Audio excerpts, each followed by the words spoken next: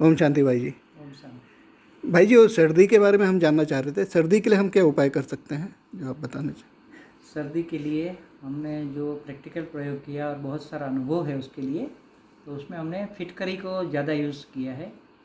जो फिटकरी पानी सफाई करने के लिए यूज़ करते हैं, तो वो फिटकरी मंगा करके उसको तवे में रख कर तवा सफाई करके तवे में रख देते हैं। फिर उसको गर्म करते हैं। उसको हिलाने की ज़रूरत नहीं है, हिलाने से वो ज़्यादा चिकना हो जाता है, तो हिलाना नहीं है। उस लिक्विड बन करके धीरे धीरे वो ड्राई सूख जाएगा, पूरा फूल जाएगा और तवा छोड़ दे। उसके बाद उसको ठंडा करके उसका पाउडर कर ले। तो एक भाग फिटकरी का लेंगे, ये समझो 10 ग्राम फिटकरी लेंगे, तो 100 ग्राम खड़ी शक्कर मिश्री, 100 ग्राम मिश्री का पाउडर और 10 ग्राम फिटकरी का पाउडर, उसको मिला करके आप डब्बे में भर लीजिए। तो वो लेना कैसे है, उसकी विधि है आधी चम्मच, दोनों मिला हुआ जो है वो आधी चम्मच गर्म पानी में सुबह दोपहर शाम। शरीर में कहीं भी कफ जमा है या सर्दी खांसी है, तो सारा कफ उसको यूरिन के द्वारा ऐसे निकल जाएगा, मालूम भी नहीं पड़ेगा, वो जल्दी ठीक हो जाएगी। तो ये नाश्ता या खाना खाने से पहले लेना है या बाद जितना में? आयुर्वेदिक दवाई होता है, मेजोरिटी ऐसी चीज़ें होती है वो खाली पेट ही लेना होता है। यानी कि नाश्ता करने से 1 घंटे पहले, या भोजन से 1 घंटे पहले, या शाम का भोजन के पहले 1 घंटे पहले लेते हैं, तो इससे एक तो ठीक हो जाता है। दूसरी चीज़, बहुत अच्छी चीज़ है अमलतास, जो सिंगी आती काली काली, और वो अमलतास को हमने बहुत यूज़ किया है। यानी कि बहुत सारा कफ बना जमा हो गया, कब्ज हो गया, उसके कारण कफ पैदा हो जाता है, तो सांसों में जो प्रॉब्लम हो जाती थी उस लोगों को भी फ़ायदा हो गया है। वो अमलतास का सिंगी लेकर के उसको तोड़ करके, इतना टुकड़ा तोड़ करके उसके अंदर से जो गुद्दा निकलता है, काला काला निकलता है, 1 गिलास पानी में डाल दो, आधा गिलास गर्म पानी में डाल दो, और 1 घंटे के बाद उसको छान कर ऐसे मचल करके छान करके और पिला दो। सुबह शाम 2 बार पिलाएंगे तो ज़्यादा तकलीफ, उसको 2 बार देना पड़ता है, वरना 1 बार सुबह में रोज़ दे देंगे या रात्रि सोते समय ले लेंगे, तो उससे भी सर्दी खांसी जल्दी ठीक हो जाता है। ये 2 चीज़ हमने बहुत अच्छी तरह प्रैक्टिकल किया है। और जब आप काढ़ा की बात करते हैं कि काढ़ा कैसे बनाते हैं, उसमें बहुत अच्छी चीज़ है अड़ूसा। अड़ूसा। हाँ, अड़ूसा का एक पत्ता आता है, छोड़ होता है अड़ूसा का। अक्सर करके सब अड़ूसा का और तुलसी का और पुदीना का काढ़ा बनाते हैं, पीते हैं, लेकिन एक चीज़ मैंने उसमें प्रैक्टिकली यूज़ किया है, अड़ूसा का पाउडर बनाया, छाया में सुखा कर एक पत्ते का पाउडर बनाया और उसको शहद में मिला करके दिया, आधी चम्मच सुबह आधी शाम को दिया, तो कैसी भी भयंकर सर्दी होती है और 2 या 3 दिन में ठीक हो जाता है। तो ये भी 2 या 3 बार लेना है? कितने बार लेना? दिन में 2 बार ले लो। सवेरे शाम? अड़ूसा वाला जो पाउडर है, शहद में आधी आधी चम्मच मिला करके दिन में 2 बार ले लो, तो भी सर्दी खांसी ठीक हो जाता है।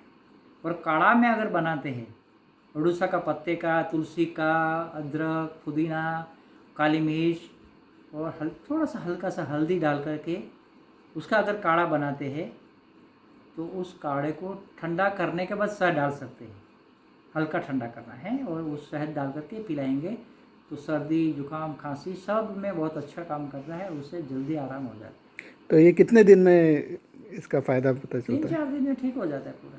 3-4 दिन। वैसे तो कईयों को 2 दिन में आराम होता है, हर एक की प्रकृति अलग अलग होती है, तो कईयों को जल्दी असर करता है, कईयों को प्रकृति कफ वाली है तो थोड़ा टाइम भी लगता है, 2 दिन 3 दिन। या जिनको श्वास की तकलीफ हो जाती है, दमा हो गया, कफ शरीर में पूरा भर गया है, तो उसके लिए 15 दिन लेना पड़ता है। हम्म। हाँ, ये बहुत सारे जन को जैसे ब्रोंकोटाइटिस होता है, छाती में दमा की शिकायत वगैरह जो हाँ, होती है, उसमें तो ये दोनों चीज़ अगर यूज़ करेंगे, हम्म। मैंने जो बताया अमलतास और ये काढ़ा दोनों यूज़ करेंगे तो जल्दी आराम हो जाएगा। और एक तीसरी चीज़ उसमें हमने देखा है, श्वास की बीमारी के लिए, अब जो बात चली है तो श्वास की भी बात कर रहा हूँ मैं, बहुत सारे अस्थमा की बीमारी पर यूज़ किया है। अभी रिसेंटली बात करके हमारे साथ भाई जो है, उनकी माता जी यहाँ आई हुई है, उनको दमा है और वो पंप लेती है, और दूसरी चीज़ भी होता है, वो दोनों चीज़ ले रही थी। तो मैंने बोला माता जी आप ये एक दूधिया घास करके, हो गया चलो, तो उसके लिए एक दूधिया घास आता है, दुधिया का पौधा आप अगर गूगल में सर्च करेंगे तो आपको छोड़ दिखाई देगा, इमेज करेंगे तो छोड़ दिखाई देगा। किसी को भी पहचान करनी है तो गूगल अच्छी चीज़ है कि जो वहाँ आप जा कर के उसको देख सकते हो।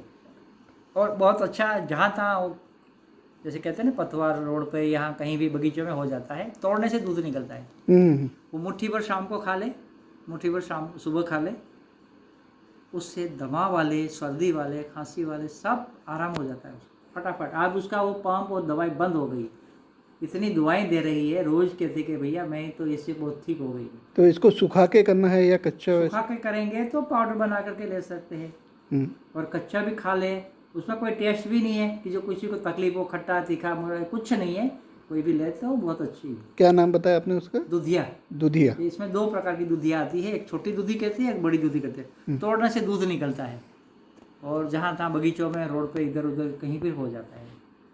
तो इसे कितनी मात्रा में लेनी है और कितने बार लेना है? कच्चा ले रहे हैं तो मुट्ठी भर के ले ले, और अगर छाया में सुखा कर पाउडर करते तो आधी चम्मच ले ले, पाउडर आधी चम्मच ले ले, बहुत अच्छा है। वो कहाँ कहाँ और भी काम करता है। तो ये भी खाने से पहले लेना है? हाँ, वो दमा वालों को तो ठीक करता ही करता है।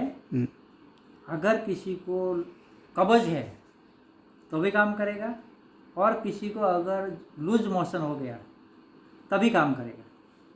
आप ऐसी दवाई बहुत मुश्किल मिलेगी कि लूज मोशन में भी काम करे और कब्ज में भी काम करे, यानी कि अपने पेट को प्राकृतिक स्वरूप में ला के रखता है, दोनों के बीच में।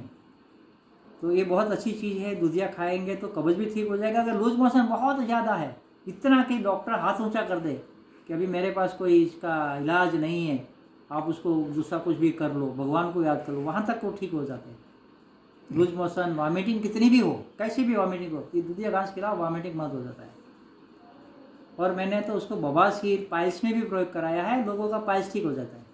अच्छा, इसी पाइल्स का मूल कारण होता है कब्ज। तो कब्ज अगर नॉर्मल रूप में हमारा उधर हो जाता है, पेट हमारा नॉर्मल रूप में हो जाता है तो वो ठीक हो जाता है। तो मैं तो ये चीज़ जहाँ तहाँ होती है यहाँ, तो मैं बता दूँ ये खा लो आप ठीक हो जाएंगे, तो लोग खाते हैं और खुश भी हो जाते हैं कि अभी हम तो ठीक हो गए। चलिए, थैंक यू भैया, आपके इतने जो नॉलेज दी है।